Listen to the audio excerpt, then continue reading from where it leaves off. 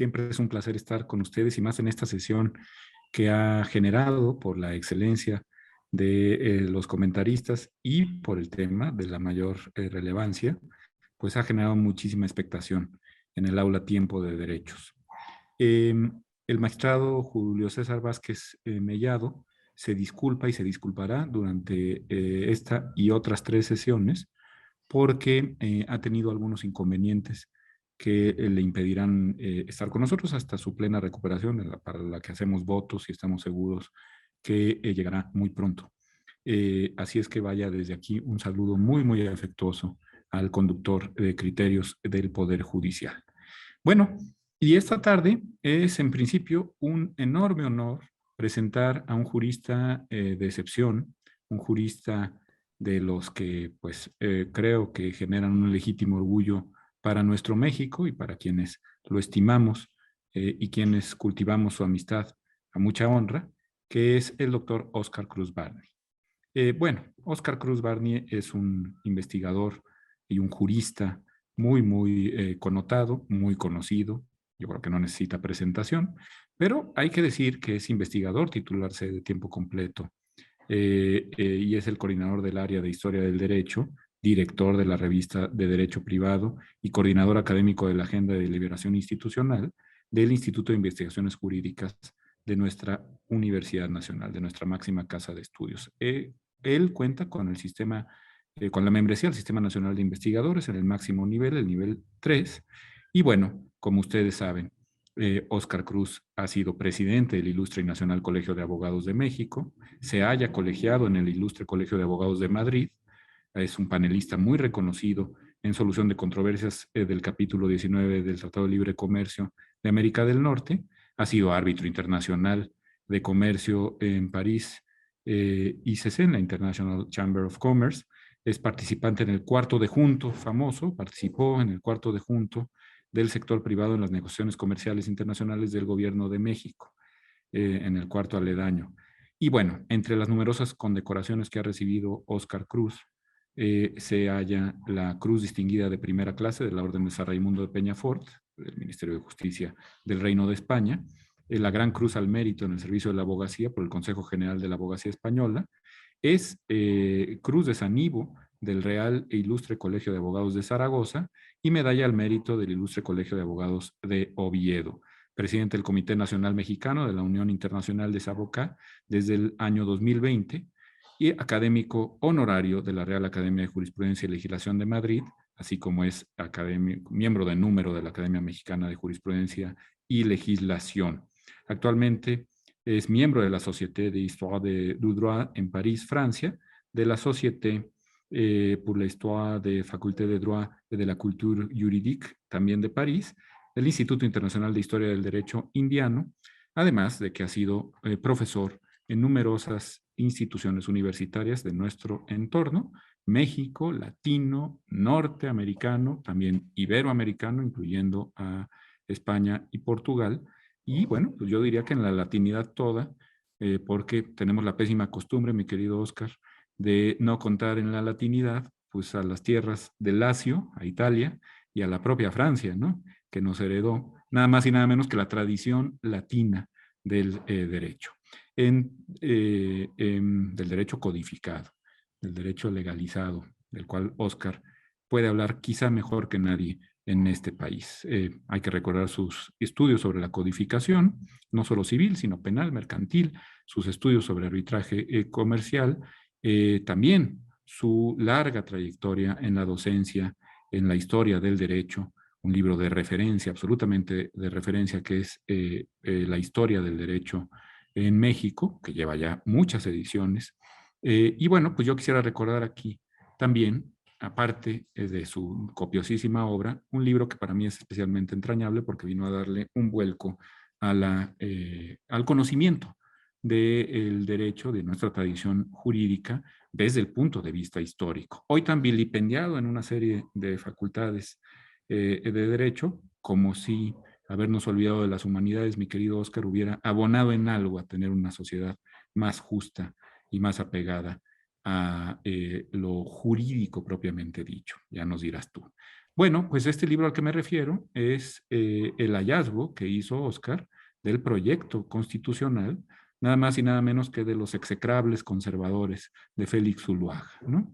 Félix Zuluaga, a pesar de todo lo que pueda decir la historiografía oficial, presentó al Consejo de Estado un proyecto constitucional que además no lucía tan mal, ¿no? Mi querido Oscar, un día te invitamos a que nos hables de él.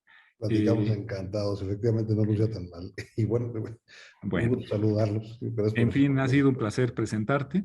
Perdonen ustedes lo luengo de la trayectoria de vida de Oscar, reclámenle a él, porque es un hombre que no para. Es un placer tenerte con nosotros y te escuchamos, muy querido doctor Cruz Barney. Muchas gracias por la invitación. Es un honor estar en este programa contigo, Rafael, César, y bueno, y quienes nos acompañarán seguramente en un momento más. Y, a ver, es importante, creo yo, antes de entrar al análisis de las paréntesis jurisprudenciales de las que vamos a hablar, y hacer un poco una referencia pues, del desarrollo y de la importancia del derecho de familia en México, ¿no? Y cambios muy importantes que se van a dar a raíz de la Revolución Mexicana. Y antes, la regulación del derecho de familia, bueno, pues tiene sus raíces, por un lado, en las 7 partidas del rey Alfonso X, ¿no? Una colección de disposiciones del siglo XIII que se van a aplicar en México largo tiempo, hasta 1870, cuando se publica el primer Código Civil del Distrito Federal, y en donde se contenían, bueno, los derechos y obligaciones eh, de los esposos, la mujer, el varón, en el matrimonio. Y mucho de esto inspirado o sacado de las decretales de Gregorio IX, ¿no?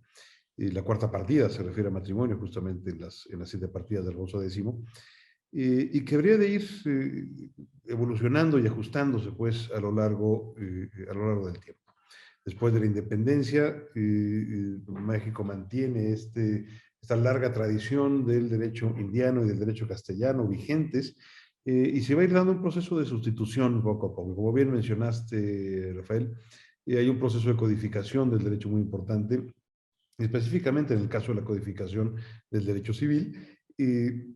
Nuestro primer código civil del Distrito Federal, si bien hay otros códigos estatales previos, el Código de Oaxaca de 1828, el Código de Zacatecas, que si bien no entra en vigor, de 29, y Jalisco también, pero será el Código Civil de 1870, inspirado en buena medida en los trabajos de Florencio García Goyen, el gran codificador español, que hace el proyecto isabelino de Código Civil en España, con la enorme tarea que hace Justo Sierra en el proceso de codificación, que tendremos una primera regulación del derecho de familia y del matrimonio en particular, ¿no? Y la regulación del matrimonio y de las obligaciones y del régimen económico del matrimonio, inspirado fundamentalmente en el proyecto de Código Civil Español, ¿no? El régimen sucesorio, inspirado también en el Código Civil Español, que se va a mantener así hasta finales del siglo XIX, tiempos de don Porfirio, en donde en el caso del matrimonio, específicamente del divorcio, se empiezan a aplicar ya una serie de reformas que se apuntaban con las leyes de reforma, ¿no? En términos de un divorcio de separación de cuerpos, ¿no? Que permitía pues a las partes vivir separadas y pasar finalmente ya a un divorcio con disolución del vínculo matrimonial, ¿no? Pero eso se va a producir en realidad hasta la expedición de la Ley de Relaciones Familiares, ¿no? Una ley que se da en tiempos de Venustiano Carranza, ¿no? Y que responde a una realidad nueva derivada de el impacto brutal de la Revolución Mexicana en las familias, en la sociedad mexicana, ¿no? Muchos muertos, muchos huérfanos, muchos niños nacidos durante el proceso a resultado y que obligan a repensar y a replantear las relaciones familiares y el régimen económico del matrimonio. Por vez primera se incluye la posibilidad de un matrimonio en donde hay una separación de bienes en el mismo, ¿no? Se plantea también la posibilidad finalmente de que la mujer pueda contratar sin tenerle que pedir permiso al marido, ¿no? o bien que pueda pedir un préstamo sin tener que pedirle permiso al marido. Lo que hicieron para redactar la ley de relaciones familiares fue tomar el articulado de derecho de familia del Código Civil del 70, lo expiden como ley de, si lo reforman y lo expiden como ley de relaciones familiares. Para cuando se elabora el Código Civil de 1928, se inserta de nuevo como el articulado correspondiente a la materia, que no es más que lo que se sacó del Código de 84, se reforma como ley de relaciones familiares y viene de regreso ahora al Código Civil de 1928. ¿No? Grandes cambios se van a anunciar ahí y que anuncian pues una serie de modificaciones que después durante el siglo XX y lo que va del siglo XXI se van a ir presentando en el régimen de derecho de familia y en el régimen matrimonial, ¿no? Finalmente, y con esto termino pues mi primera intervención, la visión de los gobiernos en turno se va a terminar reflejando en la codificación civil, y eso ha sido siempre, ¿no? El Código Civil entendido como una expresión de poder, como un reflejo del programa político, ideológico del gobierno en turno, en donde muchas reformas que se han dado a la codificación civil del Distrito Federal tienen que ver precisamente con los cambios de visión en el gobierno de la Ciudad de México. Recordemos que también relativamente reciente, hace unos 20 años, es que se expide o se clona el Código Civil del Distrito Federal, y Código Civil Federal se divide en dos, un código para la Federación y un código para la Ciudad de México, ¿no? Y es el Código de la Ciudad de México aquel que empieza a recibir una serie de cambios y modificaciones que van conformando pues a ese derecho de familia y esos regímenes matrimoniales que tenemos hoy día, ¿no?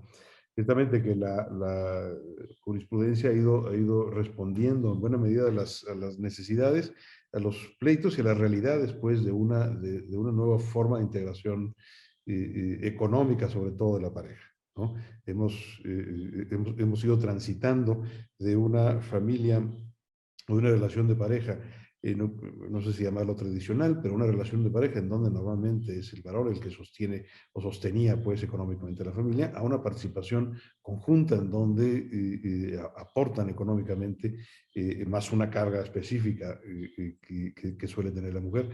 Y todo esto se refleja necesariamente en el tema de pensión alimenticia, el mayor grado de estudios que van teniendo ya los niños mexicanos y los estudiantes mexicanos, etcétera. Hay una realidad nueva, ¿no?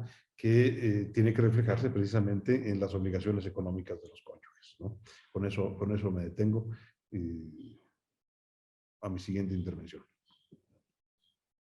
Pues muy impresionante, doctor Cruz, con esa visión integral que le caracteriza y que ha permitido, bueno, pues que tus acercamientos sean desde el punto de vista sociológico, antropológico, psicológico y desde luego histórico, muy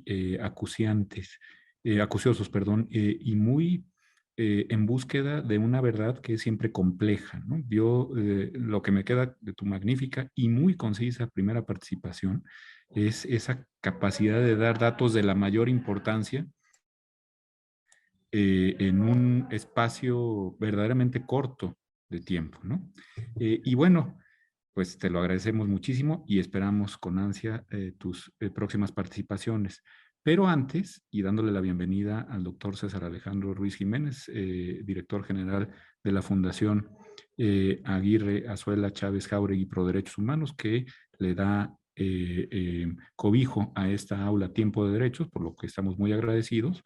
Me da también un enorme gusto presentarles a ustedes a una muy querida amiga de esta casa, que además es una jueza constitucional excepcional, lo ha sido como magistrada de circuito a partir de 2016 y como jueza de distrito de 2010 a 2016. Obviamente, ya saben ustedes que nos referimos a la doctora Paula María García Villegas Sánchez Cordero.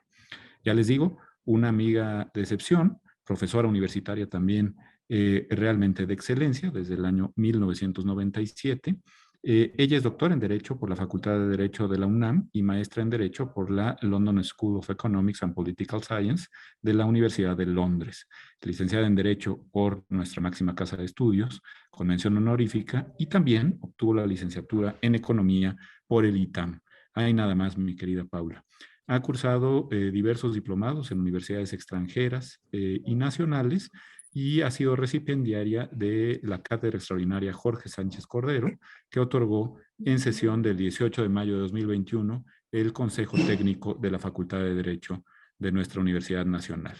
Entre otros reconocimientos está la medalla Mujeres por la Igualdad 2019, que le confirió la Asociación Mexicana de Juzgadoras, y el reconocimiento otorgado por el Colegio Nacional de Abogados Foro de México en 2019, que se denominó Reconocimiento por la destacada y brillante actuación en la impartición de justicia en beneficio del pueblo de México. Tiene diversas publicaciones que hemos disfrutado grandemente y de las que ya hemos hablado alguna ocasión en este espacio. Por ejemplo, cuestiones de constitucionalidad, los tribunales colegiados de circuito como tribunales constitucionales, el garantismo judicial en cuanto a libertad reproductiva, la presunción de inocencia, también desde el punto de vista del garantismo judicial, el cambio de sexo en la adolescencia, la jurisprudencia en México, a 10 años de las reformas de amparo y derechos humanos, el diálogo entre la justicia formal y la mediación, similitudes y diferencias, la jurisprudencia mexicana sobre los mecanismos alternativos para resolver controversias, entre otras varias obras. Yo recuerdo una de derecho ambiental que realmente para mí ha sido una enorme referencia porque me quitó muchísimas taras que tenía yo en la cabeza. Muy querida Paula, te agradecemos mucho que estés aquí otra vez con nosotros y te escuchamos con mucha atención. Muchísimas gracias.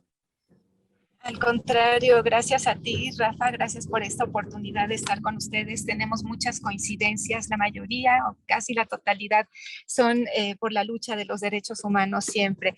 Y sobre la pensión alimenticia, que es el tópico que corresponde el día de hoy hablar, ha evolucionado mucho, los temas son muy variados, es uno de los aspectos más sensibles en la vida de toda persona cuando hay una disolución del vínculo matrimonial o inclusive cuando hay una disolución y un rompimiento familiar.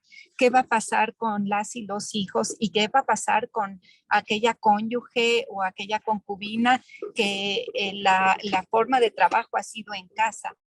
Y la pensión alimenticia conocemos y sabemos que incluye, se llama alimenticia, pero no incluye únicamente la comida, sino es comida, vivienda, vestido, asistencia médica y hospitalaria, la educación de los hijos y esta gama de cómo ha sido mucho más allá la interpretación de la norma en las tesis de jurisprudencia, que por ejemplo, yéndonos a los hijos, la última tesis que ha sacado la Corte al respecto ha sido que cuando los hijos o hijas acreedoras de la pensión alimenticia además tienen un hijo, la contradicción de tesis que se resolvió fue si cuando un hijo acreedor de pensión alimenticia tiene un hijo o una hija, si ya cesa la pensión alimenticia.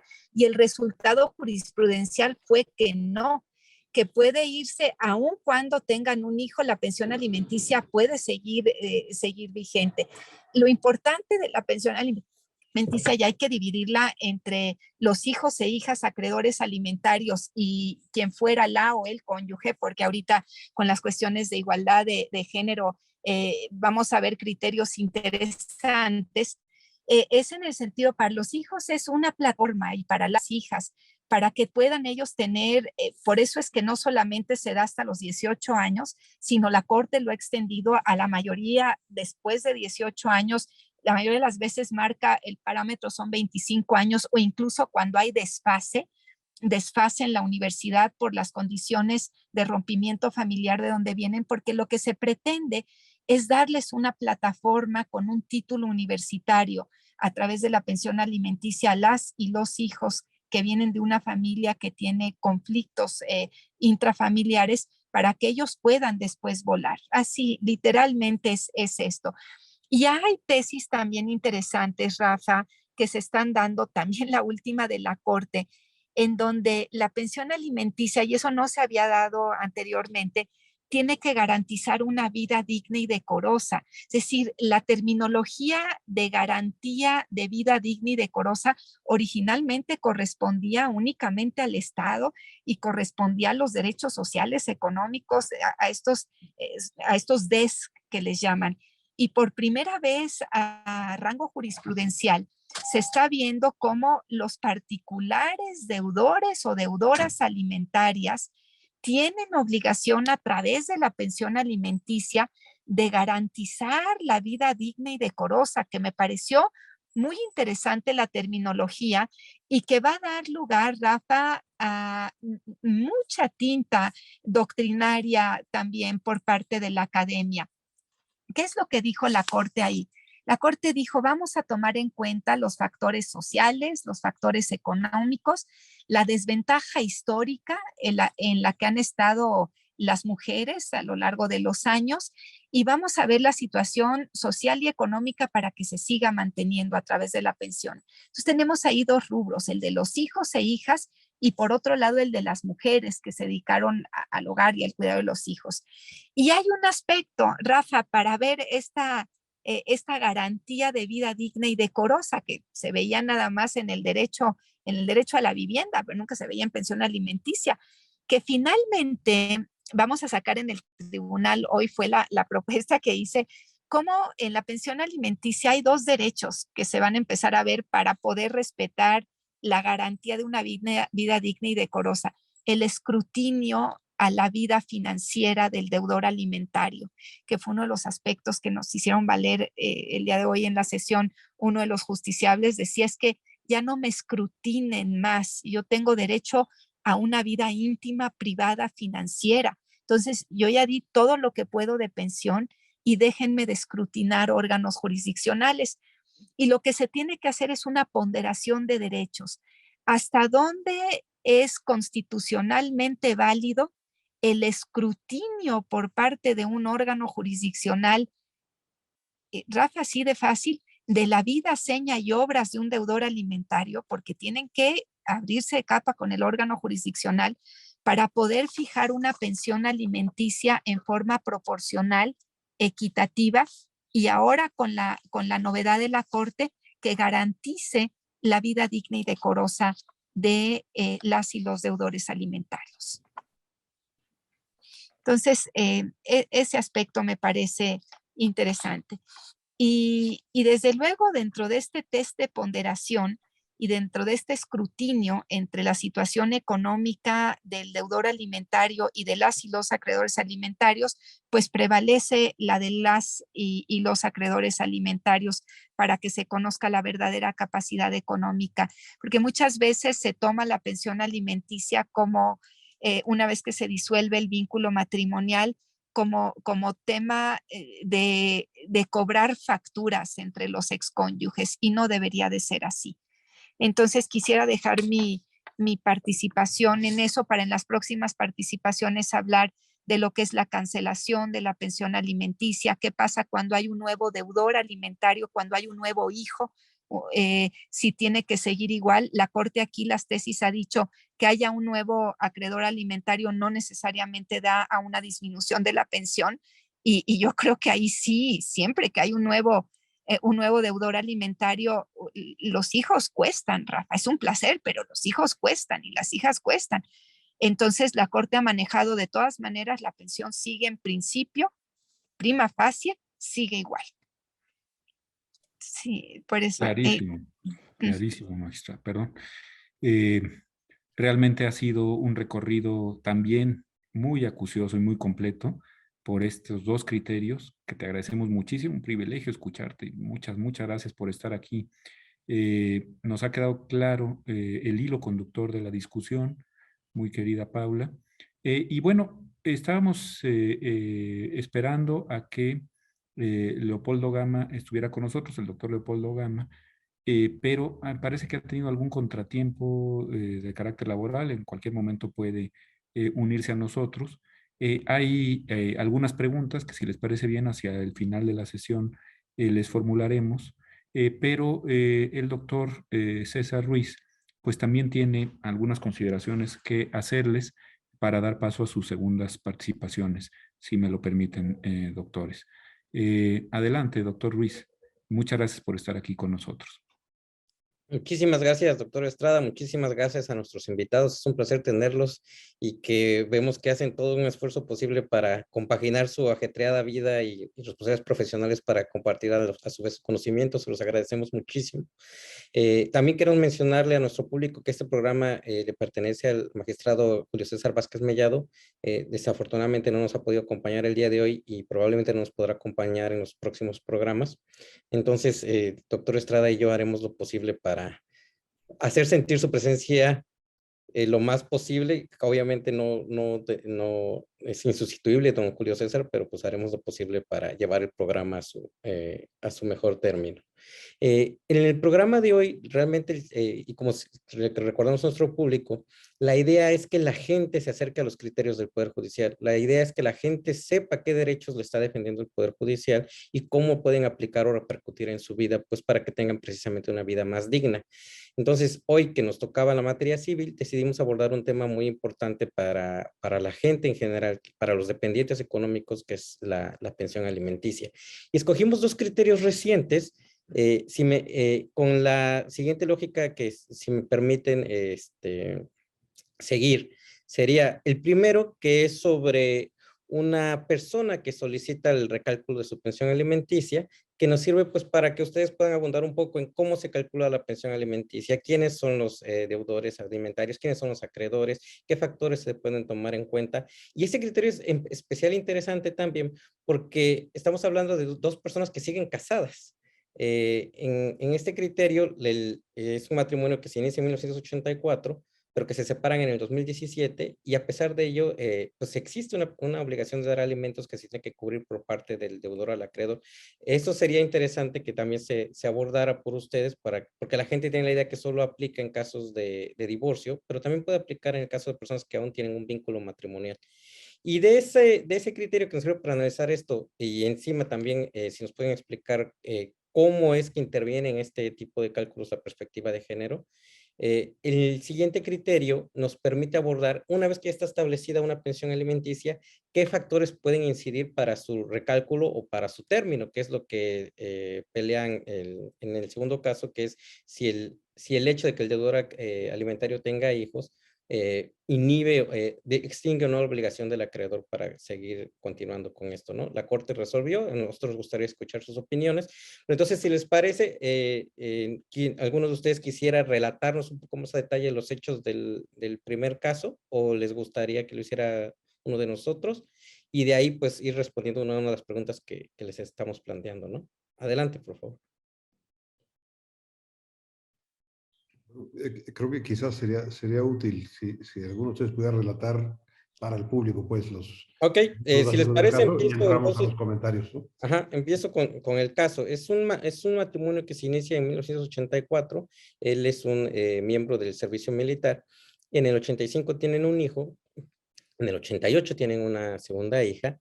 Y el matrimonio continúa hasta 2017. Bueno, continúa hasta el día de hoy, de hecho.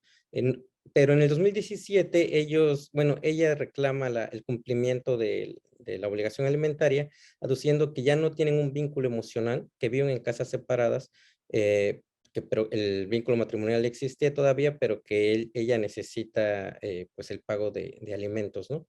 El tema es que ella se dedicó todo el tiempo al hogar, se dedicó al cuidado de los hijos, y entonces sobre esta base se le otorga una pensión del 20%. La acreedora alimentaria siente que no es suficiente esta determinación, y entonces la recurre, sobre todo considerando, dice ella, que tiene dos hijos en su casa, ambos mayores de edad, una de ellas de 33 años, me parece que es lo que dice en ese momento, desempleada, y el otro, pues que también se va a vivir con ella. Dice, y también tengo dos mascotas, eso no se tomó en consideración. Y entonces, pues bueno, el asunto se pone a consideración de la Suprema Corte y en consecuencia se dicta la resolución, pues que es materia del análisis. Sobre esa base, pues me gustaría escuchar sus reflexiones iniciales. Muchísimas gracias. Cómo no. Bueno, un saludo a Paula María García Villegas, que no se ha saludado. Un honor estar aquí compartiendo foro. No sé si quiera ir adelante o yo hago algunos Con comentarios. mucho gusto. Tenemos, si quiere, ya comenzó usted, luego una servidora. Si quiere, seguimos con la misma dinámica, con todo el gusto. Muy bien. Sí, a ver, primero que nada, y para el público, pues, evidentemente la pensión alimenticia o la obligación de dar alimentos existe, es decir, dentro o fuera del matrimonio, eso está claro, y máxime si está viviendo separados. De hecho, cuando se determina la obligación de dar alimentos, se entiende, por ejemplo, que el cónyuge o la cónyuge que mantiene pues en su casa o que conserva a los hijos del matrimonio, cumple con esa tarea, cumple con su parte de la obligación de dar alimentos. Y el otro cónyuge está obligado pues a aportar los recursos correspondientes para su manutención. Lo que es muy importante aquí es cómo ha venido evolucionando este concepto de alimentos, ¿no? Pasar simplemente o uno pensaría desde un punto de vista absolutamente simplista, que alimentos es eso, comida, los alimentos van mucho más allá, ¿no? Techo, sustento, educación, esparcimiento, etcétera. En ese sentido son importantes, creo, estas tesis, en términos de que obligan a tomar en cuenta factores económicos, factores sociales, ¿no? Factores que son parte del entorno de la vida familiar previos a la separación o previos al divorcio de que se trate. No es igual, pues, o más bien, lo que se busca o lo que debe buscarse es que los hijos, en cierto modo, tengan el menor sufrimiento posible a partir de la separación de los padres. Eso pasa necesariamente por dotarlos o mantenerlos en el entorno físico, material, pues más parecido a lo que tenían antes de la misma separación. En ese sentido, lo que ya se mencionó, la asistencia médica, la educación, posiblemente los viajes, etcétera, forman parte o deben formar parte de esa pensión alimenticia.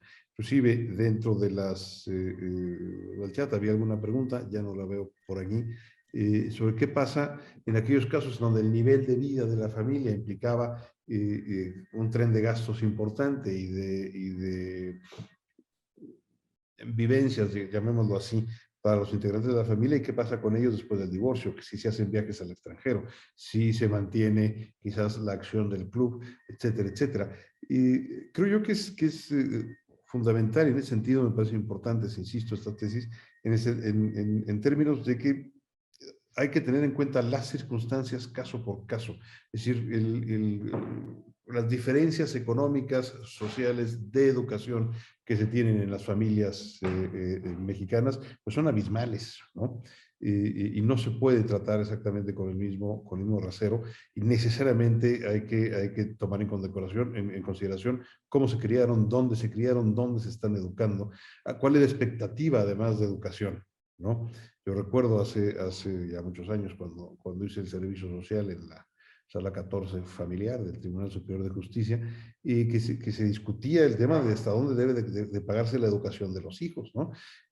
Hasta la licenciatura, hasta la preparatoria, hasta el doctorado, y pensando que el título profesional pues debe buscar dotar de las capacidades y las posibilidades del acreedor alimentario para sostenerse por sí mismo. Condiciones sociales y económicas en donde se desarrolla la familia, sobre todo en el momento en que se fija la pensión alimenticia, cómo están, ¿no?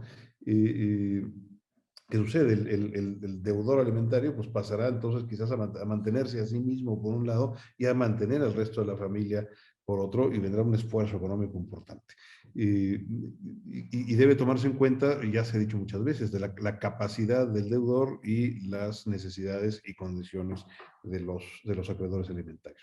Ciertamente debe tomarse en cuenta otro elemento fundamental y que antes no se valoraba debidamente, y es el sacrificio que implica en términos profesionales muchas veces para tradicionalmente la mujer, que sacrifica mucho de su vida profesional, de sus posibilidades de trascendencia laboral, profesional, porque dedica una parte muy importante de su vida, unos muy buenos años, a la crianza de los hijos en casa. De ahí la idea de la compensación, ¿no? Que precisamente reconozca ese esfuerzo material, sin el cual hubiera sido ciertamente complicado que el cónyuge o la cónyuge ya hoy día hubiesen podido obtener el éxito profesional y material al que hayan llegado. Una vida digna y decorosa para el acreedor alimentario, creo que es un concepto fundamental. ¿Qué entender por una vida digna y decorosa? Pues depende mucho del nivel económico, cultural, sociocultural en el cual se encuentra la familia, ¿no? No es igual para una que para otra, porque considerar que se cumple con un deber de educación enviando a cualquier escuela, pues no necesariamente, depende de dónde se hayan educado y dónde hayan estado. Creo que obliga estas tesis a hacer un estudio pues mucho más profundo a los juzgadores respecto de la realidad socioeconómica y cultural de los acreedores alimentarios. Hace la tarea más complicada, ciertamente buscando hacer una tarea más justa. Eso también me queda muy claro. Y hizo un comentario muy interesante la magistrada García Villegas, realmente respecto a hasta dónde llevar el escrutinio económico, ¿no? ¿Qué pasa con el deudor alimentario? Que lo van a estar revisando sus cuentas, sus gastos y su actividad económica el resto de su vida, y decir hasta dónde llevarlo, ¿no? Y hasta dónde está un derecho a esa privacidad que puede tener el deudor alimentario. Creo yo que dependerá mucho de la temporalidad de esa obligación alimentaria, hasta dónde llega, hasta dónde se considera cumplida en un momento dado. Ciertamente se abren siempre las puertas a abusos de uno y otro lado, ¿no? A esconder, a ocultar pues ingresos, riquezas, patrimonio, a efecto de reducir la pensión alimenticia a la mínima expresión posible, también utilizado como un arma, un ariete en contra de la expareja, en términos de venganza frente a la misma, dándole lo menos posible, etcétera, apretándole las clavijas, cuando pues tenía que ser proporcional a las capacidades y a las necesidades. Y creo que esta tesis que obliga pues a tomar en cuenta el entorno hace la tarea más complicada aún para los juzgadores, hace la tarea también importante para los abogados y para las partes, pero creo yo que busca ciertamente una mayor justicia, y una mayor justicia en términos de equidad, ¿no? Aplicada al caso concreto, a las necesidades concretas, al entorno sociocultural y económico concreto, ¿no?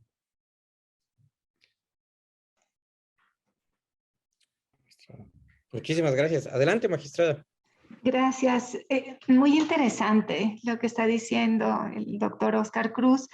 Lo referente a la pensión alimenticia, yo creo que, Oscar, no hay algo más complejo para el juzgador que determinar este aspecto de la pensión alimenticia, porque genera un impacto en la vida hasta profesional, desde luego familiar, social y en todos los ámbitos, tanto del deudor alimentario como de la parte acreedora alimentaria. Y ya vimos en el segmento anterior, tenemos, tratándose la pensión alimenticia, dos partes: la parte deudora alimentaria, que normalmente hasta este momento ya ha empezado a evolucionar, y voy a contestar la pregunta que se formuló de cuando los dos trabajan, ¿qué pasa? Es esencialmente lo que dicen. Y por otro lado tenemos la parte acreedora alimentaria. Yo creo que queda muy claro que cuando la parte acreedora alimentaria son personas menores de edad, ahí sí, en este punto no hay duda que el interés superior de la niñez prevalece en todos sus términos y en la máxima extensión de juzgar con perspectiva de niñez.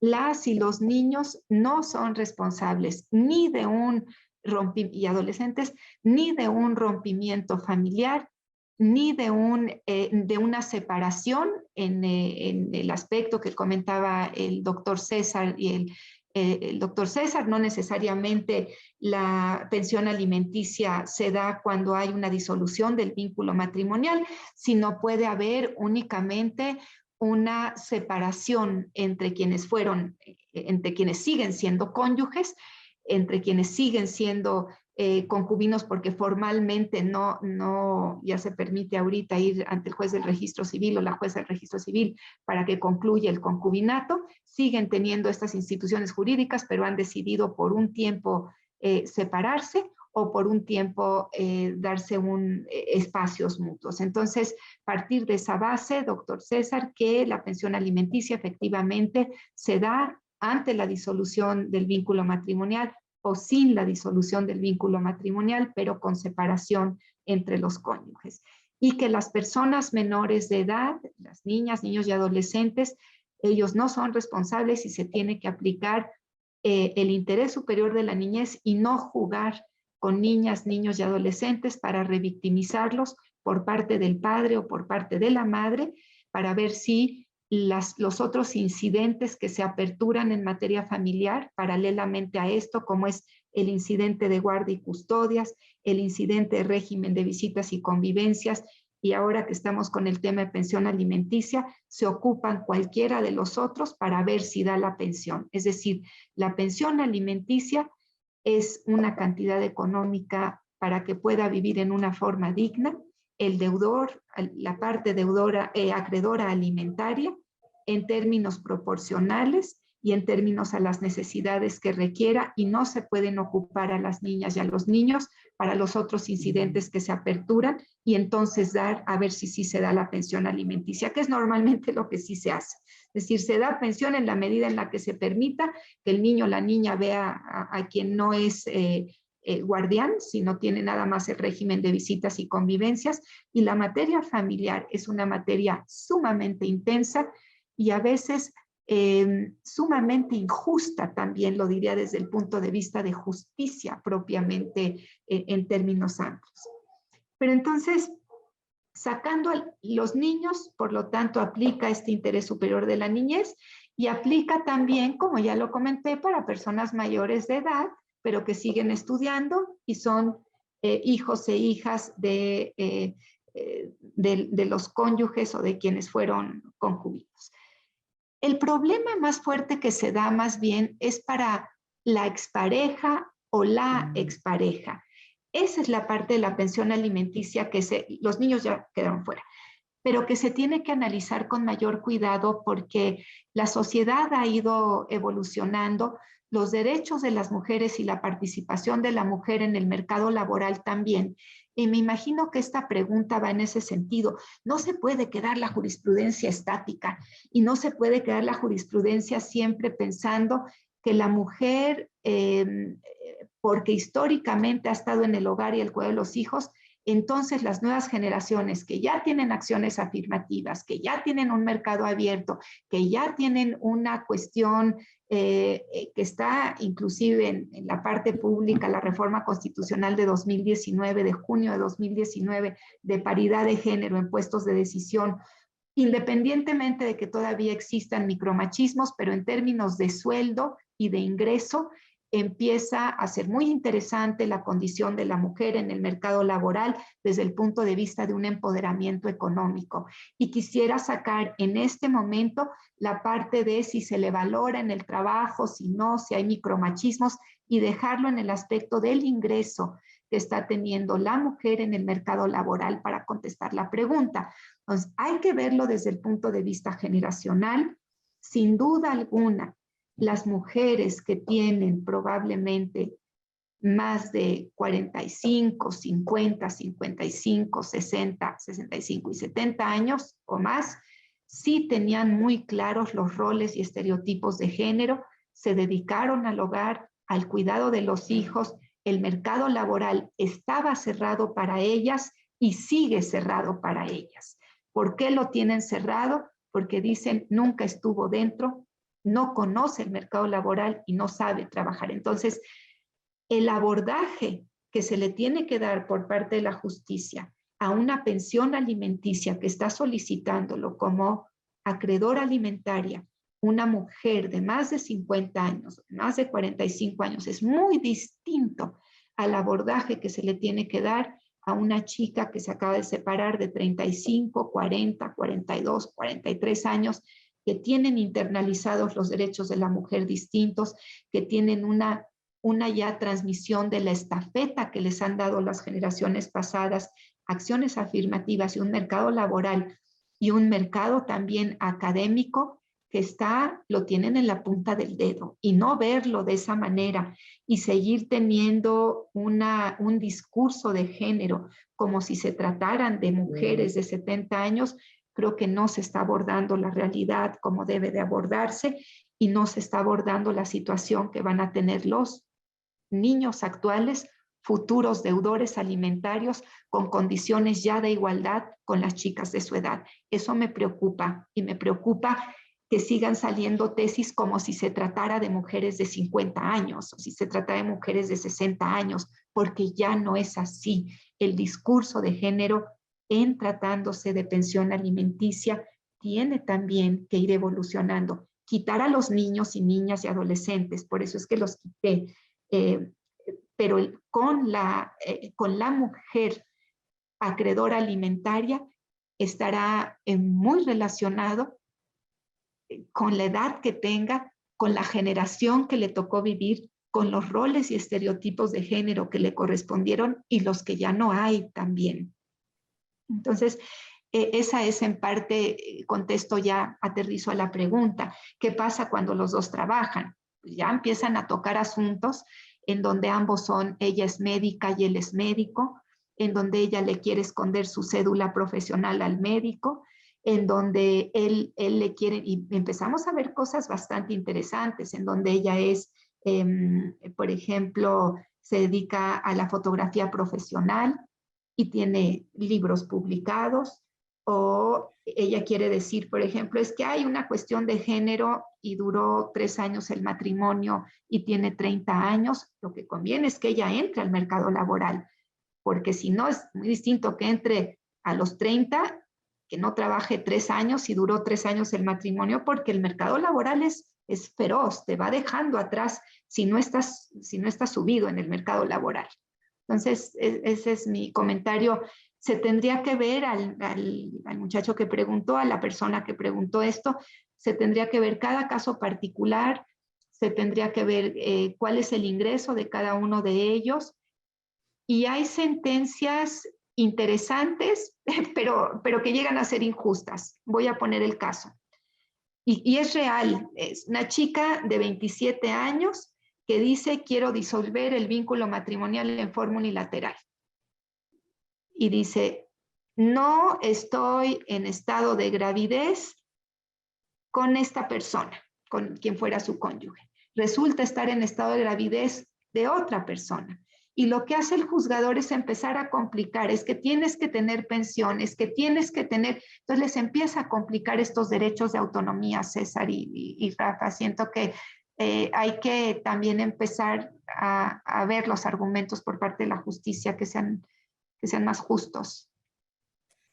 Perdón que intervenga, pero me ha parecido interesantísimo, magistrada, lo que señalas en términos de que la perspectiva de género de la que habla el segundo de los criterios, pues entonces tendría que no solo acreditarse, sino también aplicarse de esta manera tópica, casuística, sensata que estás señalando y subrayando. ¿Qué quiero decir con esto? Que una auténtica perspectiva de género parte de la base de que precisamente la visión tiene que darse sobre el caso concreto y el contexto, que una justicia, entre comillas, demasiado generalizada, terminaría por ser, como muy bien ha señalado, injusta. Si yo te he entendido bien, por ahí tendría que ir la interpretación de este criterio. Una pensión alimenticia que se cuantifica, sí, con perspectiva de género, pero tomando en cuenta también las características de edad, como bien ha señalado, de entorno socioeconómico, como decía el doctor Cruz Barney, sí un principio de vida digna y decorosa, pero como señala el propio ministro ponente González Alcántara Carrancá, una vida digna y decorosa que pues tiene diferentes aterrizajes, por decirlo así, en cada uno de nosotros. ¿Estoy bien? ¿O realmente la perspectiva de género tendría que partir de concepciones más generales, más abstractas, menos tendentes a la valoración del caso concreto? Creo que en este momento la Corte es más proclive a generalizar la cuestión de género en términos generacionales e inclinarse siempre a favor de la mujer, perdón por ser tan clara en esto, y siempre tener una consideración de que porque históricamente la mujer se ha dedicado al hogar, al cuidado de los hijos, entonces se tiene que resolver a favor de la mujer. Antes las tesis no eran tan claras, las tesis eran mucho más sensatas de ponderar y de decir no necesariamente la perspectiva de género implica resolver a favor de la mujer, y ahora están siendo ya muy claras en que sí tiene que ser a favor de la mujer, al menos así las he interpretado yo, y me comienza a preocupar porque han habido muchos avances en cuestiones de compensaciones obligatorias, de acciones afirmativas, en cuestión de tomar dobles y triples jornadas laborales en cuenta, en cuestiones de muchos avances de empoderamiento propio de la mujer en el mercado laboral, en empoderamiento también en este ámbito económico, y creo que sí tendría que salir una tesis por parte de la Corte muy sensata, que la perspectiva de género también es generacional y advertir todos los avances que sí se han dado y lo que falta también en cuestión de igualdad de género, porque no puede haber una generación de la igualdad, sobre todo para las generaciones que vienen a la luz de una generación de la culpa de los niños y de los adolescentes futuros deudores alimentarios. Eso tiene que ser muy claro por parte de la jurisprudencia y en este momento, Rafa, te respondo, es una percepción, desde luego, interpretación personal, sobra decirlo, pero lo veo para el otro lado, no lo veo equilibrado en este momento y muy claro. Hay como hasta estamos en la cuarta ola del feminismo, y la cuarta ola feminista no necesariamente es, en ocasiones, voy a pecar en decir esto, pero a veces violenta y agresiva en sus puntos, y lo justifican los académicos y los doctrinarios porque dicen es que no tienen otra alternativa. La violencia nunca representa a todas las mujeres, la impunidad tampoco representa a todas las mujeres, y el empoderamiento de la mujer justamente es darle a cada una de las mujeres voz propia, no sustituirte en la voz de otra mujer. Y estamos viendo una sustitución en la voz de todas con imposibilidad de disentir.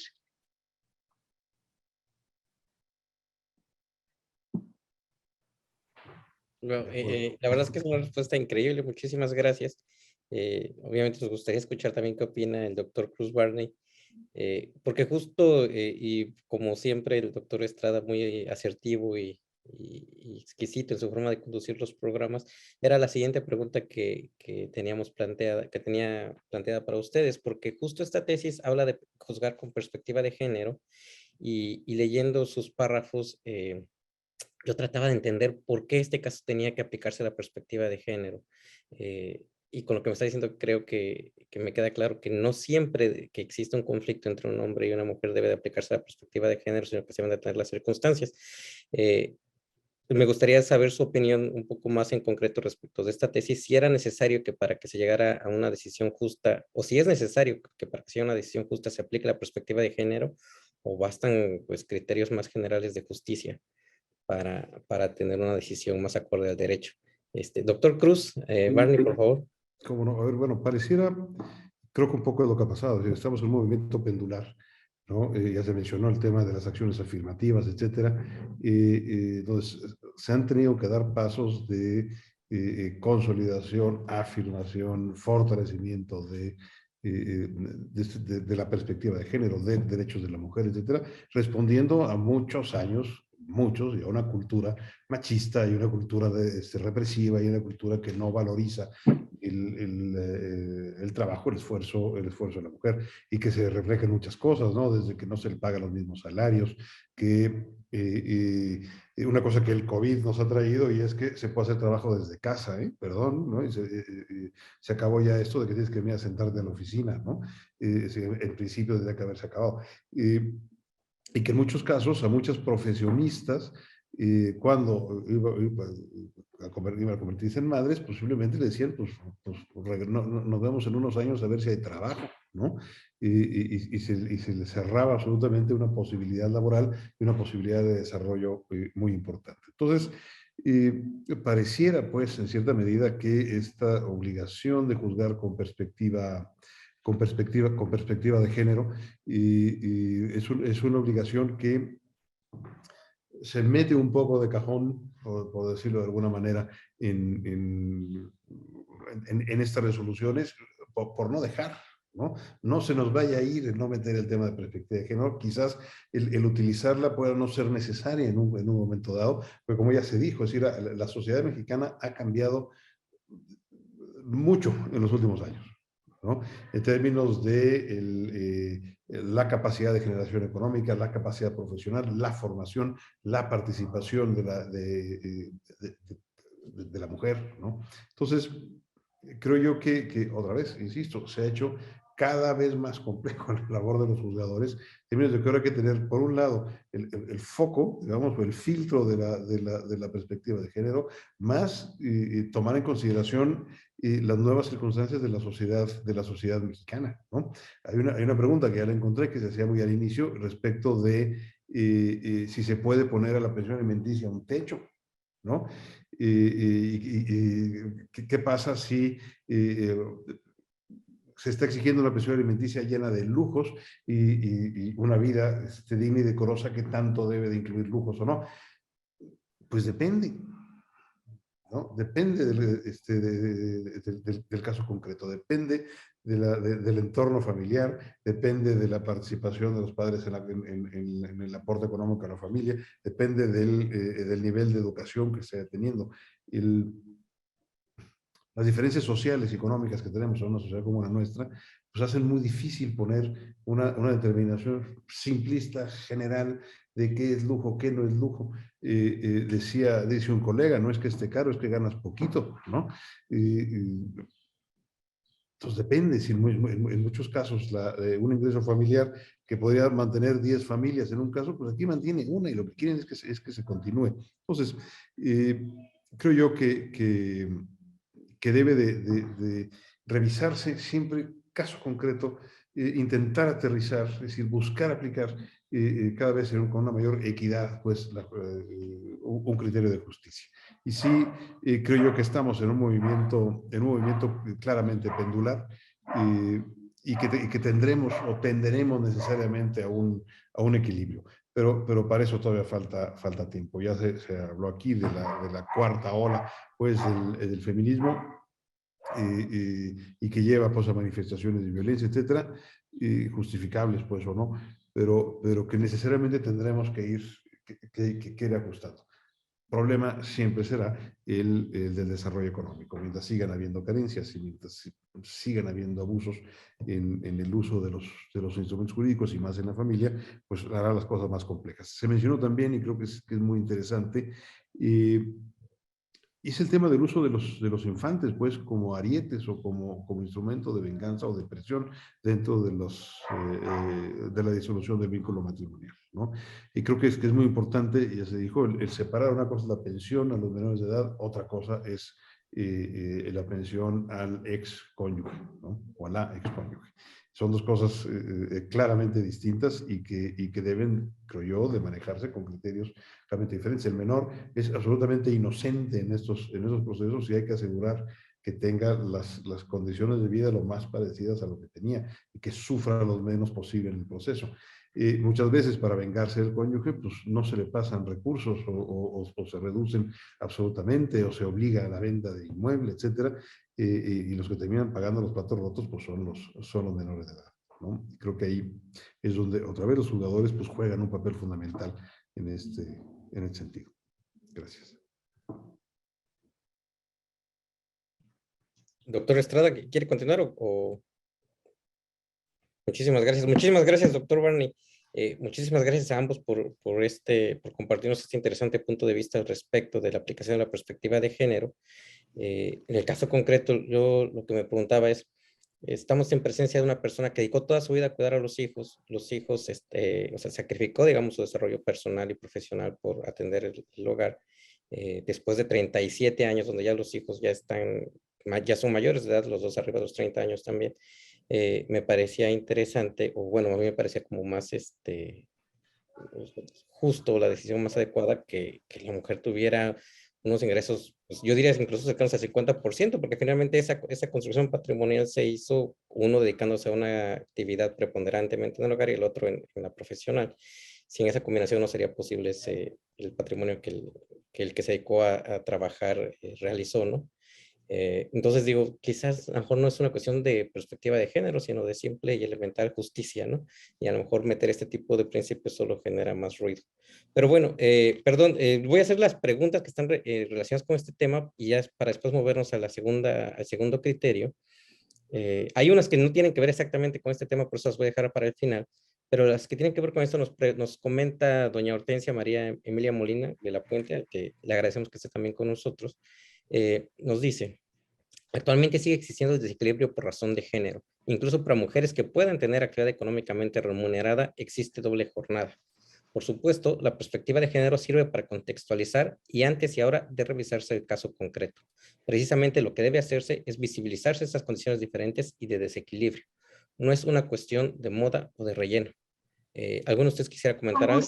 Con gusto. Primero le agradezco a la licenciada Hortensia que plantee este comentario porque me da la oportunidad de decir lo siguiente. Juzgar con perspectiva de género o en general la perspectiva de género es una metodología. Y en esta metodología que se tiene que aplicar en todos y cada uno de los asuntos que resuelva un órgano jurisdiccional en todas las materias y tiene que ser la perspectiva de género una condición de análisis y de estudio metodológico transversal. En eso sí no hay duda. Una vez precisado esto, lo que se tiene que ver para juzgar con perspectiva de género es justamente si hay asimetrías entre las partes. Decía el doctor César en el caso particular que resolvió la Corte, una señora que dedicó su vida al hogar y al cuidado de los hijos. La perspectiva de género es clarísimamente una perspectiva en donde las asimetrías quedan al descubierto, en donde ella no tuvo acceso al mercado laboral con un salario y con una remuneración que le pueda dar libertad económica y que le pueda dar empoderamiento en otras esferas y que se disminuyan las distintas violencias cuando no hay esta generación de recursos económicos propiamente, si no hay una aportación económica invisibilizada en el hogar. Ya también de las reformas legales que se han hecho, licenciada Hortensia, usted sabe que el trabajo en el hogar se considera como aportación económica y como un trabajo, y por eso existe la compensación obligatoria, pero ciertamente hay que ver cada caso en particular. Hay que permitir, sobre todo yo les pediría a las mujeres feministas de la cuarta ola que permitan disensos por parte de otras mujeres, porque la intransigencia no lleva a mucho, porque las mujeres necesitamos también que nos permitan tener una voz individual y que nos permitan tener un pensamiento crítico en donde no necesariamente sea coincidente con el de otro grupo de mujeres, esa parte. Y sí, efectivamente, César, se tiene que ver el caso particular, se tienen que ver las asimetrías, se tiene que ver la supuesta neutralidad de la norma, en donde una ley puede parecer neutral, pero al momento de aplicarla se ven justamente estas asimetrías, para un lado y para el otro. Por ejemplo, ¿qué asimetrías? Si se dice que la Corte ya las declaró inconstitucionales, solamente las mujeres pueden tener acceso a guarderías y los hombres no pueden tener acceso a guarderías, pues es una norma que se puede ver desde el punto de vista de la mujer o desde el punto de vista del hombre. Desde el punto de vista del hombre, porque entonces él nunca va a ser cuidador y necesitamos hombres cuidadores y hombres que estén también en el hogar, al cuidado de los hijos y con la atención de cuestiones en casa. O se puede ver desde el punto de vista también ese es el punto de vista de la mujer, y desde el punto de vista del hombre de, bueno, yo también quiero estar al cuidado de mis hijos y quiero atenderlos y quiero cambiar pañales y quiero estar al pendiente de su crecimiento y de su desarrollo y estar en el trabajo en casa, voy a llamarlo trabajo, en el trabajo no remunerado en casa. Entonces, siempre se tiene que juzgar con perspectiva de género y ver las asimetrías. Y entonces podrás tener sentencias justas, razonables, equilibradas, equitativas y sentencias que puedan tener un impacto positivo, no tenso, no extremas, y ver que sigue habiendo mucho que hacer por la cuestión de género. Mucho, mucho. Esto que acaba de decir la doctora me parece de la mayor importancia. Yo creo que una de las grandes cosas que ha estado invisibilizada, como se dice, en la cultura occidental ha sido la vocación de paternalidad.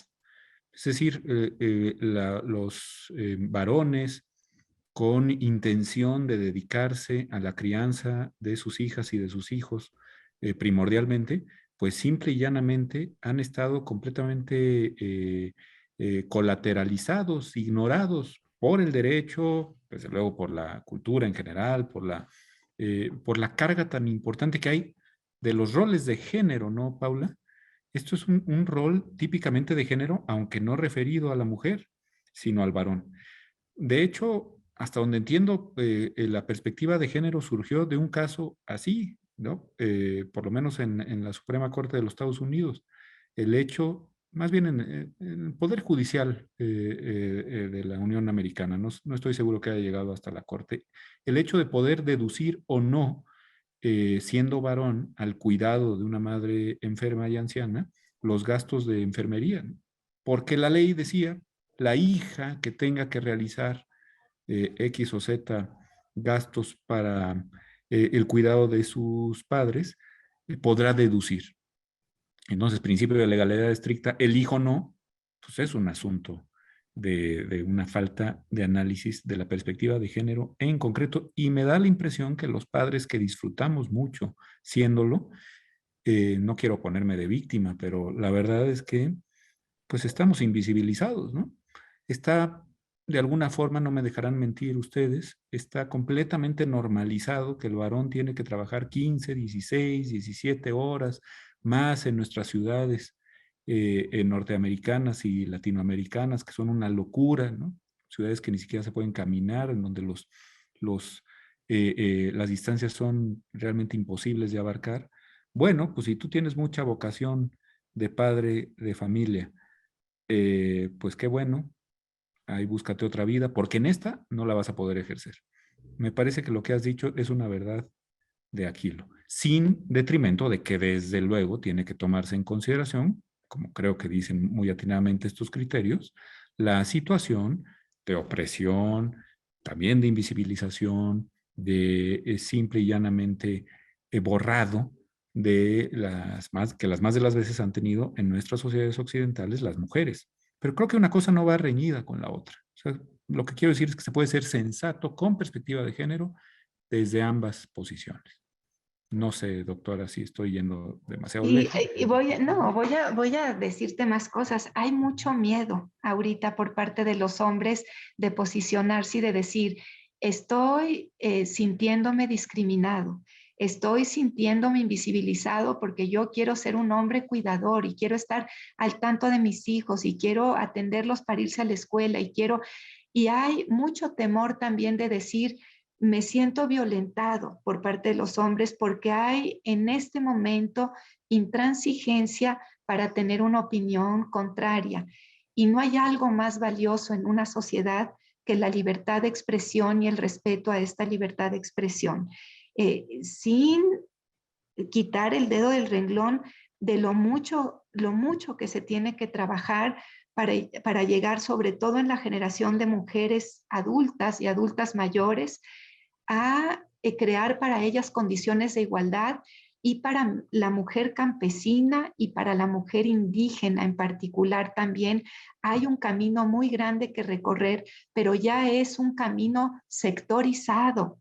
No es un camino como el que tuvimos que trabajar al principio, en donde se tenía que abrir en todos los campos. Ahorita empieza a dejarse ver más sectorizado y es paradójico lo que se ve, Rafa, porque el discurso era es que los hombres no se involucran con los hijos, los hombres no están en el hogar.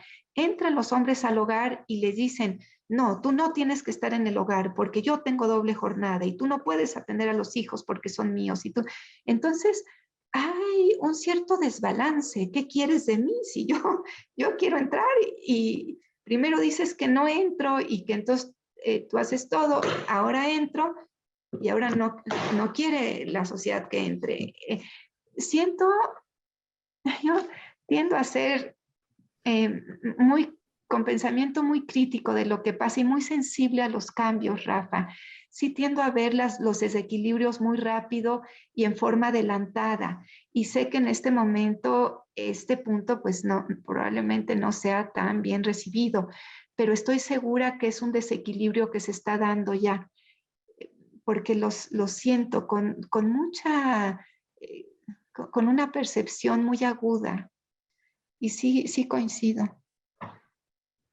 Bueno, creo yo que me permiten, hay otro tema que hay que considerar y es que hay muchos Méxicos en realidad, ¿no? Si de este México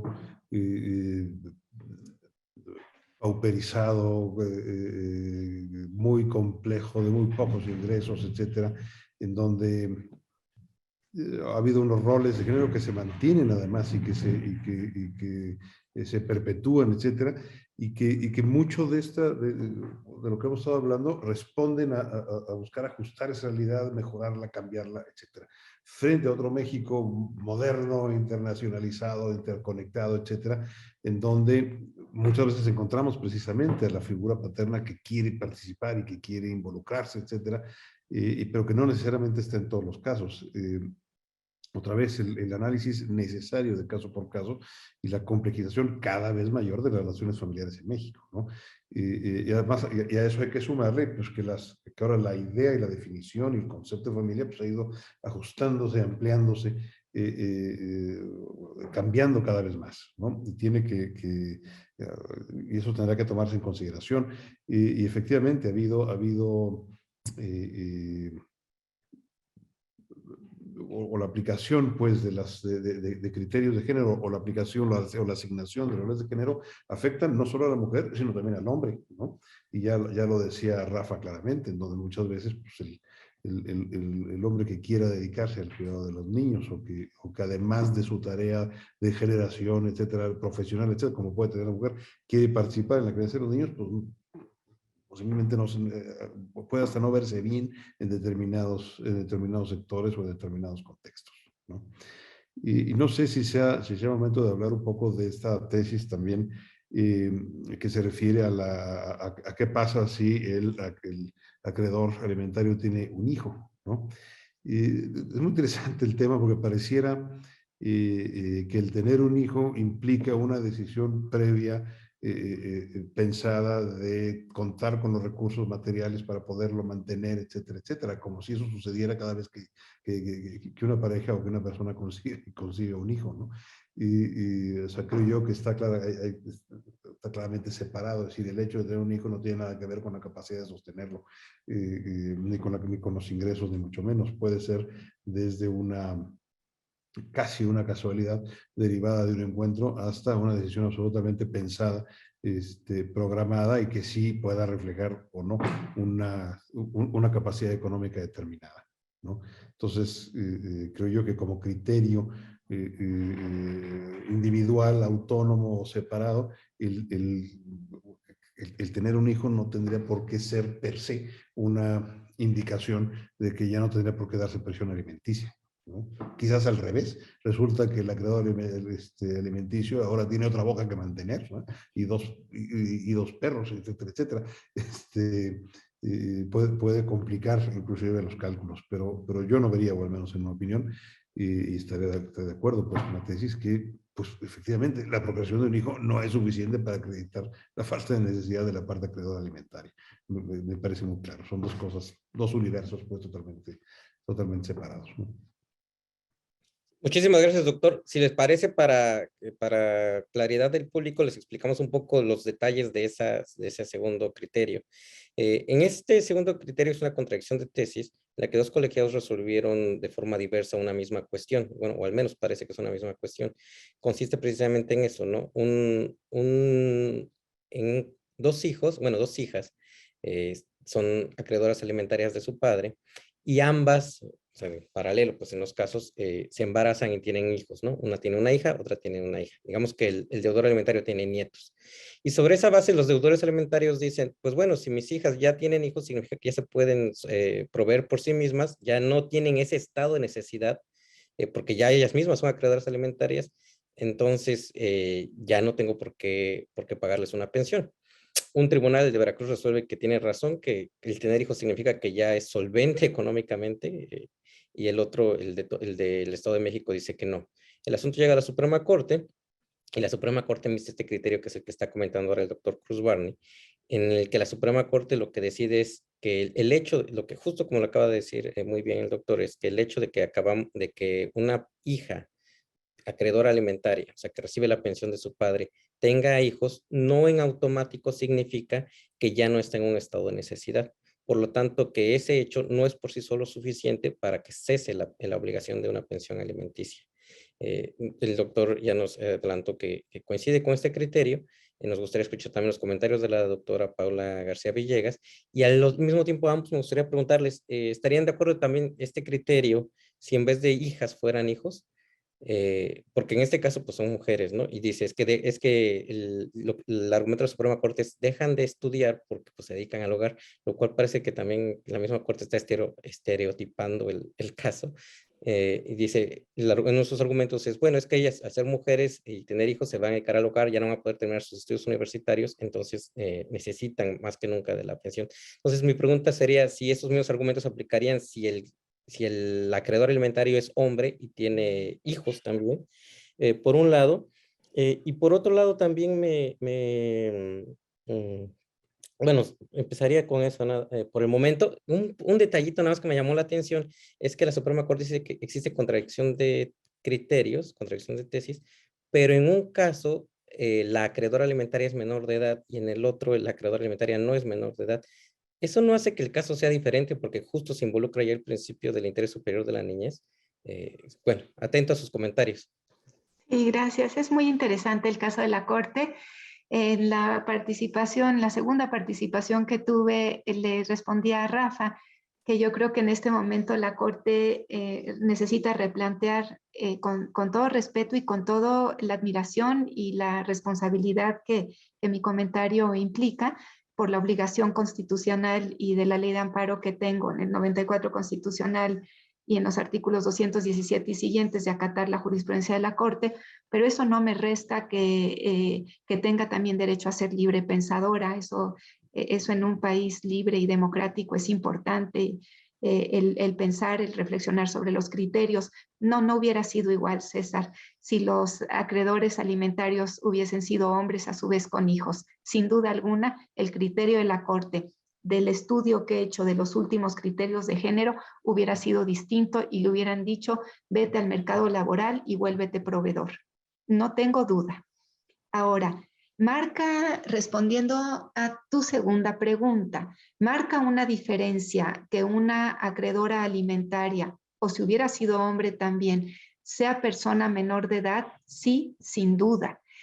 Una persona menor de 18 años tiene a su favor el juzgar con perspectiva de niñez y tiene a su favor, en forma diferenciada y con el principio de autonomía progresiva ciertamente, pero los derechos de la niñez completos, el interés superior de la infancia y toda la suplencia de la deficiencia de la queja, toda la recabar pruebas y sustituirte para que esa persona menor de edad pueda satisfacerse toda la gama de derechos que tiene como sujeto de derechos y como persona sujeta de derechos que es. Dentro de estos derechos está el el derecho a un libre y sano desarrollo, el derecho a opinar y a que su opinión sea tomada en cuenta, el derecho a una familia, el derecho a la pensión alimenticia, sin duda alguna por el hecho de ser persona menor de edad.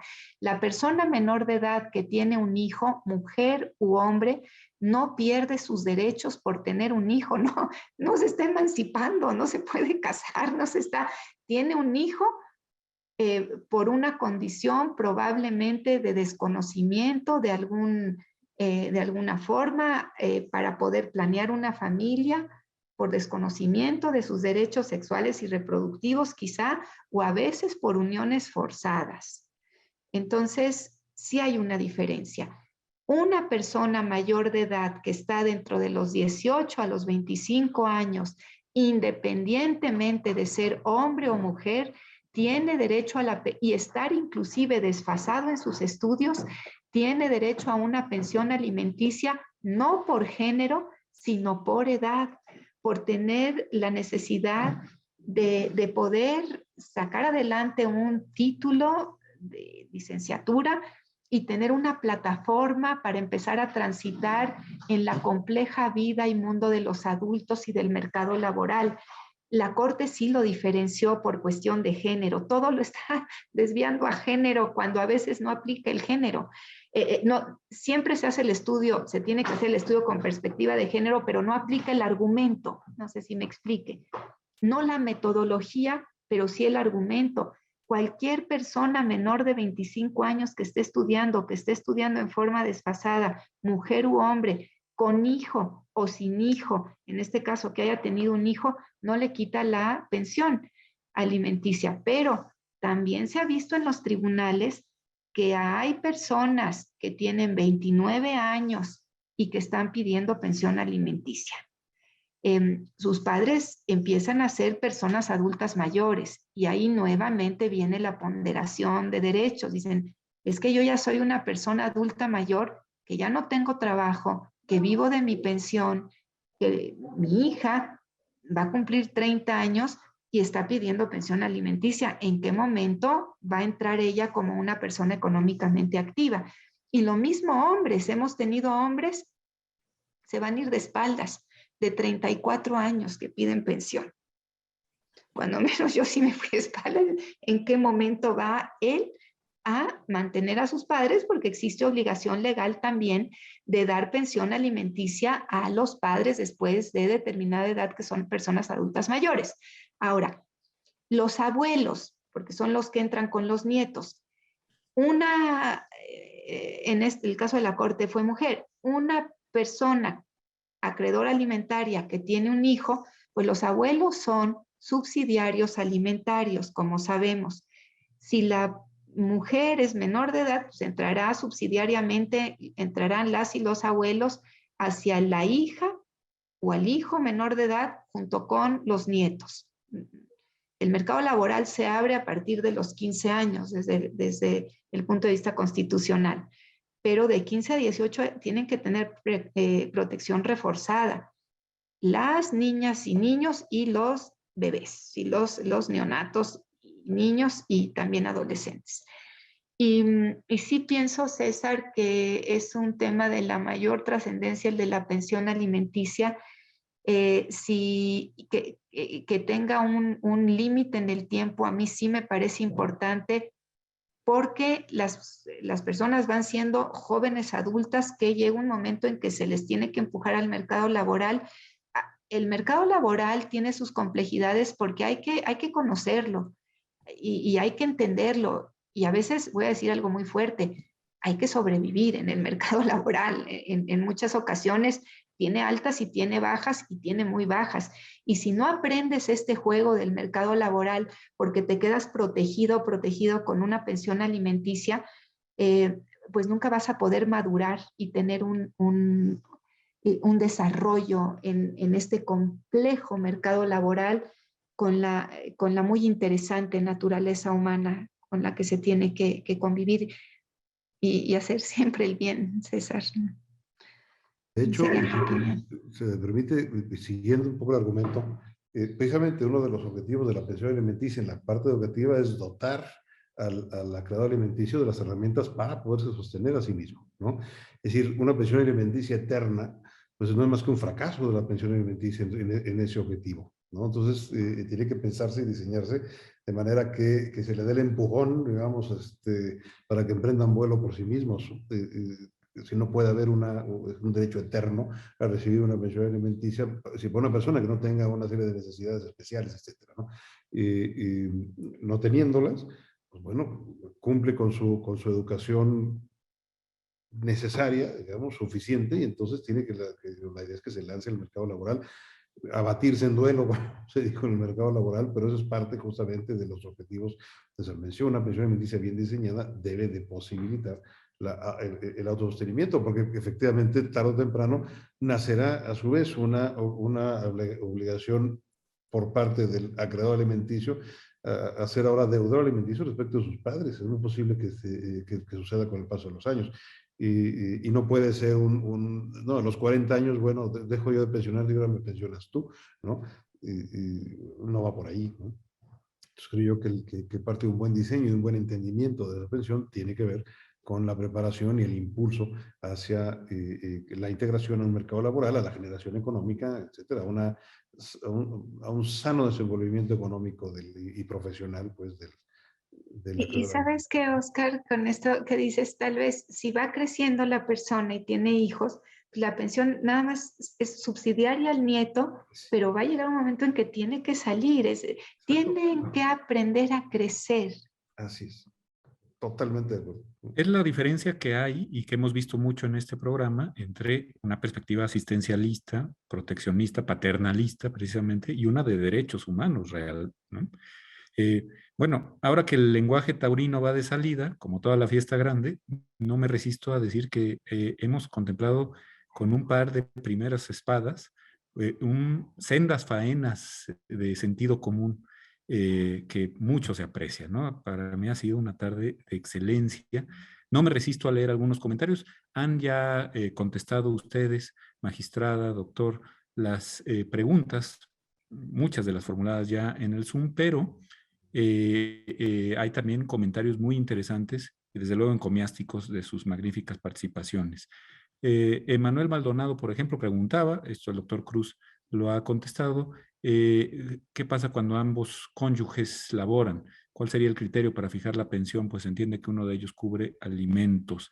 Y también comentaba don Emanuel, ¿creen que el derecho familiar se queda corto al salvaguardar la pensión alimenticia cuando el obligado a alimentos genera un cumplimiento sin sentencia, es decir, espontáneo? Sobre todo cuando la mujer no demanda alimentos o divorcio, desde mi punto de vista se genera una laguna, pues uno quiere garantizar, pero la contraparte no genera una actividad procesal. Bueno, sí, por dispositivo ahí tendría interés, un cierto interés, pero desde luego entiendo la pregunta desde el punto de vista procesal.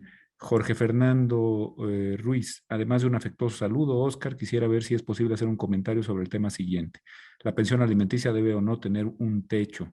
Lo que comentaba ya el propio doctor Cruz Barney. Felicidades, Diana Gabriela Campos. Felicidades, querida Paula, siempre a la vanguardia en estudios, criterios nuevos y análisis siempre muy claros. Gracias por compartir, desde luego, muy, muy agradecidos con la doctora. Imelda Reyes, muchas gracias por compartir sus conocimientos, preguntando cómo se calcula una pensión que se incrementa conforme al salario mínimo. Gracias de antemano. Bueno, se indexa, ¿no? En principio, incluso no sé si ya con salarios mínimos o con las nuevas unidades de medición, pero hay una indización hasta donde entiendo. Emanuel Maldonado por el otro chat. Wow, felicidades y gracias por su opinión. Auténticamente wow. Edith Colín, ¿la pensión alimenticia de los hijos puede ser retroactiva en todos los casos o solamente cuando se demande el reconocimiento de paternidad?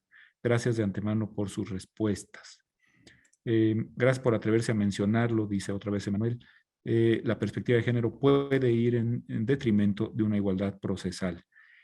Hortensia María Molina, lo que hablábamos de la perspectiva de género que sirve para contextualizar sus muy precisos y adecuados comentarios. Esto es interesante, lo que dice Paulina Hernández, y no sería más una cuestión de justicia social que de género, ¿Por qué debe ser uno o el otro el que pueda tener la opción de estar al cuidado? ¿No deberían ser ambos? Si se cumplieran las normas laborales de una jornada fija para distribuir tiempos o salarios dignos para no recurrir a múltiples empleos, quizá no tendríamos que ver quién entra al cuidado, que en principio es de ambos. Me parece también llena de sensatez su participación. Doña Hortensia María Emilia Molina, otra vez, claro, dice, la desigualdad no beneficia a ninguna parte de la sociedad, la desigualdad impide la justicia completa, la desigualdad impacta negativamente a hombres y mujeres, incluso el privilegio es injusto. Estimados ponentes, y aunque la pensión no se pierda, dice Paulina Hernández otra vez, debería mantenerse en el monto, o debido a que han aumentado las necesidades como estudios médicos, o simplemente se debería dejar fija y permitir que el hijo o la hija redistribuya lo que ya persigue conforme a sus necesidades. Emma comenta que esta ha sido una clase magistral y la agradece mucho. Esmeralda Patlán dice que ha sido una excelente conferencia, que han sido un par de excelentes conferencias. Bueno, doctor Ruiz, hemos llegado a las 8 de la noche, cosas muy interesantes, no sé si quieran abordar rapidísimamente alguna de ellas o despedimos el programa con el enorme agradecimiento de una sesión magistral como la que han ustedes solventado. Les contesto dos, si quieres, Rafa, rápido. Siempre la pensión alimenticia a las personas menores de edad es retroactiva.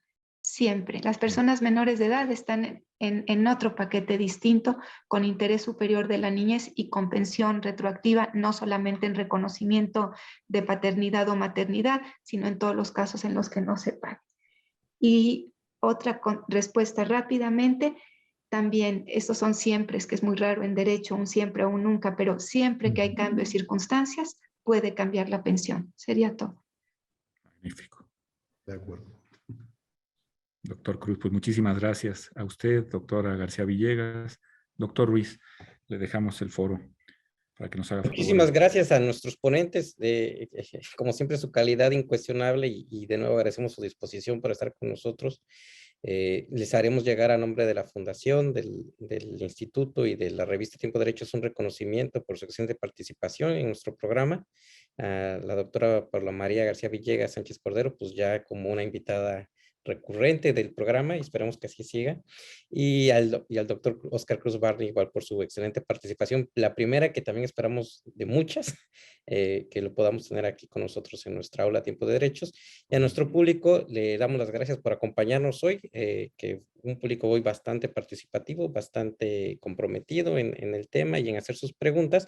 Y les recordamos que pueden consultar nuestras redes sociales, aquí las tienen a la vista, en Facebook, Revista Tiempo de Derechos, Instagram, @tiempoderechos, Twitter, Derechos Tiempo, y en nuestro canal de YouTube, donde a partir de mañana podrán volver a ver esta conversación, si tienen ahí alguna duda o algo que no les haya quedado claro, y obviamente está en nuestras páginas web, donde pueden también además ver los eventos que vienen en las siguientes semanas. Muchísimas gracias a nuestros invitados nuevamente, les damos un muy fuerte abrazo a distancia y que tengan muy buenas noches.